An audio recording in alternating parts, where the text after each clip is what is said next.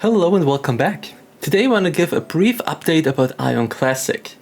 Let's start with the Aion Classic version in EU. Let's take a quick look at the product manager letter for Aion Classic in EU. This was posted like a month ago and there are some interesting parts in it. While we are still on this terrible endgame patch, we are slowly getting closer to the 4.0 patch for EU.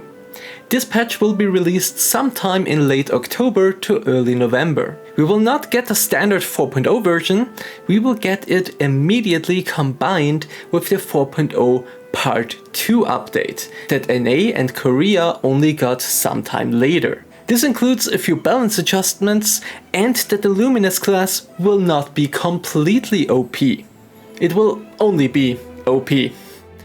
Yeah, the Luminous class will still perform very well, so don't worry about that. Whilst we are waiting for this patch, there will be a class change event, and this will take place next week on September 10th. It will be the same as last time where you get one free class change ticket, and if you want to have another one, you will have to buy it for, I don't even know, like 2000 kuna? Now I absolutely will change my class, simply out of curiosity to be honest.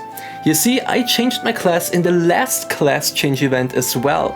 This caused my character to be absolutely bugged, like quests were randomly reset, I had stigma skills that I could use even though I didn't have the stigma stones equipped, and many more of these things. And I was not the only one with this problem, by the way, although I will not rat them out here. I did send a ticket like 2 weeks after the class change event, hoping they could fix this for me, but they simply told me they will look into it and nothing ever happened. Anyway, that's why I will change the class of my character once more, to find out if it will screw my character up even more, or if it maybe will fix these problems. Now back to the product manager letter. They are in talks with NC about a faction change ticket. They plan for it to arrive in Q1 or Q2 of next year. I personally don't think this will do much anymore, but whatever. With the maintenance that happened last week, you can now create both Ilios and Asmodean characters on the same account, on the same server. Is this a good approach? No, it really doesn't matter. Why would you create a character on the Ilios and Asmodean side on the same account, on the same server?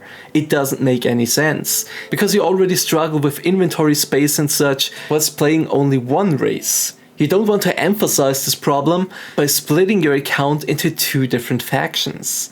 Now granted, it is good for a casual player that wants to experience both factions without having to buy seals on 2 different accounts.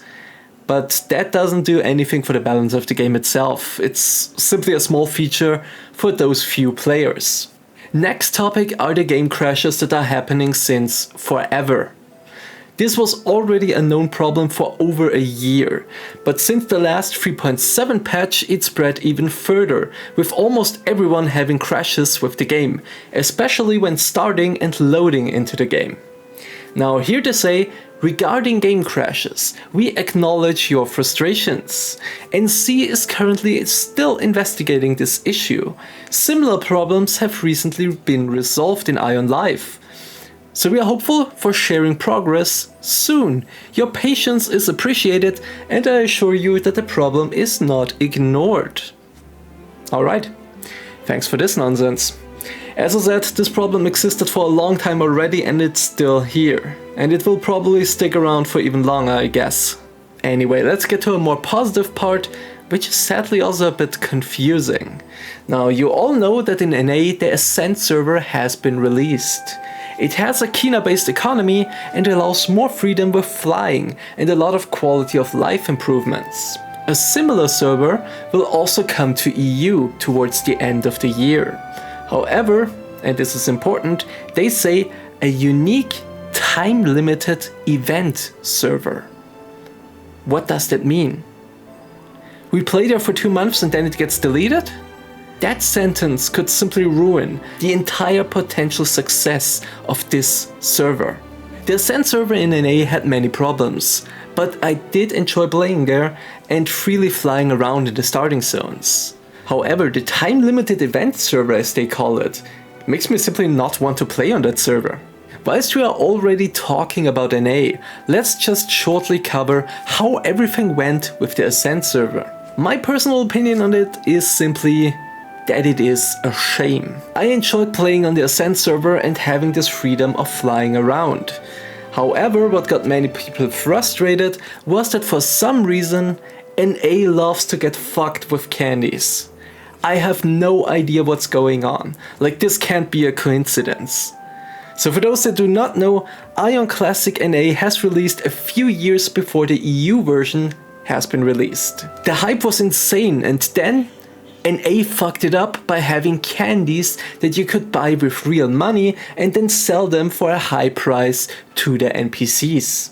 This was hardcore pay to win, as Kina was very hard to get at that time back in Aion Classic 1.9. As people realized the problem, they were leaving so fast. This was absolutely shameless and ridiculous. People preferred to play on private servers instead of this hard pay-to-win nonsense on the official NA server. And due to this, the Aion Classic version of NA died after only a few months. To this day, it's still almost completely empty.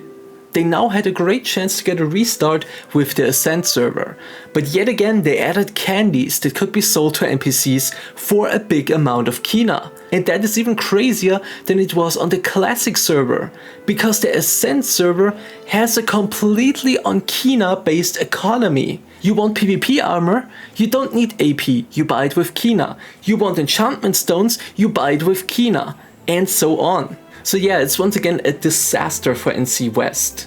Short-term money profit, I guess, milking the few whales that invest the money as all other players will leave once more. NC West is truly tragic. Let's now get a look at some new changes in Korea.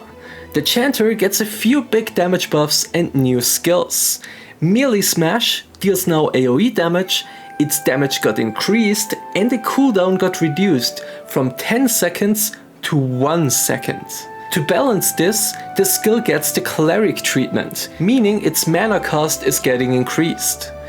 This melee smash skill also gets a chain skill that has a chance to put their enemies into the stumbled state. Then we have a couple of skills that have their damage increased: Meteor Strike, Incandescent Blow, Pentacle Shock.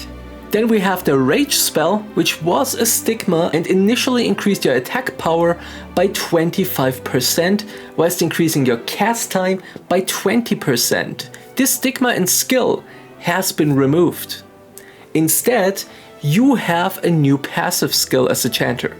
This passive is called Heaven Spell, and it gives you permanently 30% more attack power, and additionally to that, 30% more PvE damage. And that is permanent. These are certainly some good buffs. Let's see how the Chanter does in the next few weeks.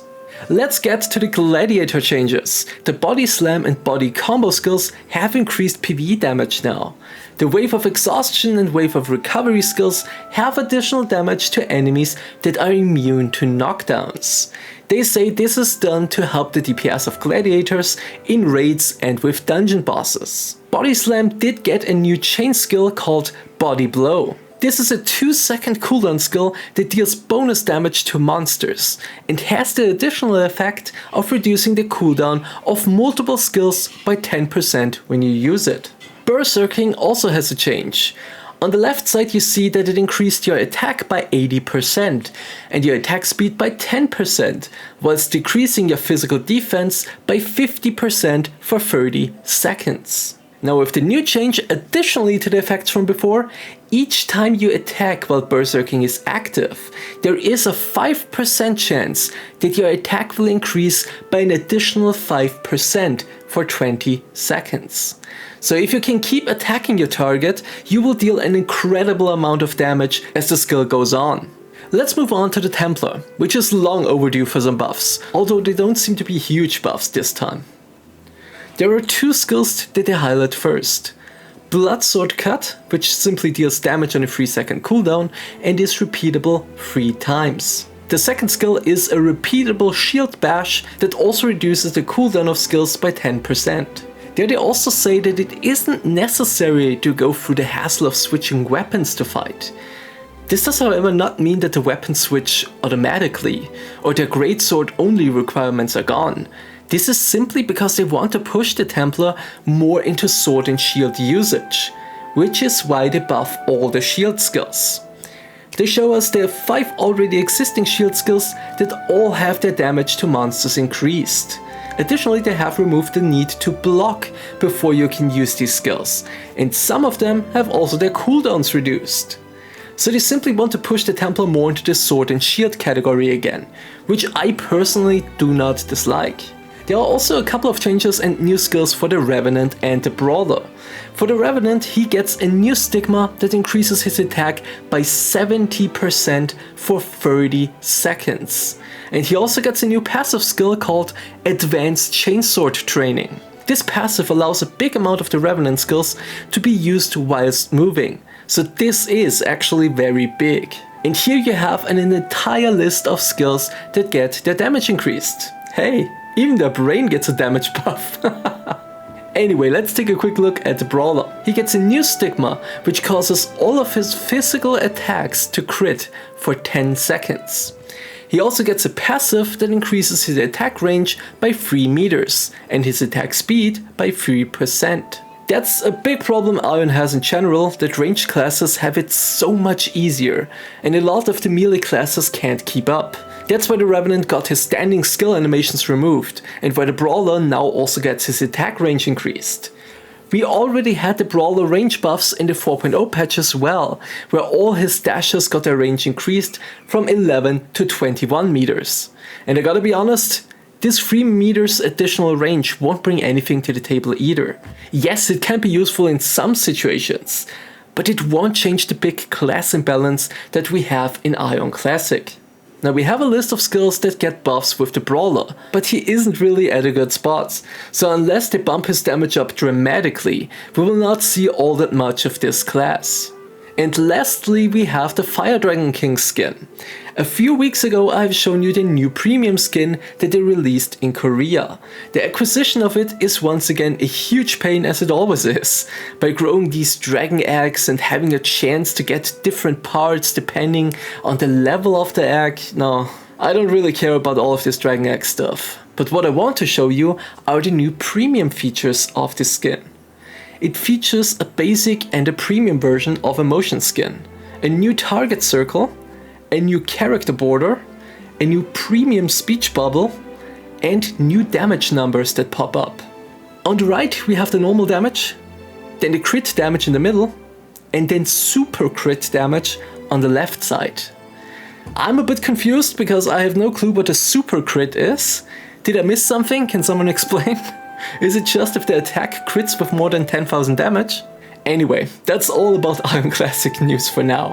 Have a nice day and see you next time. Bye.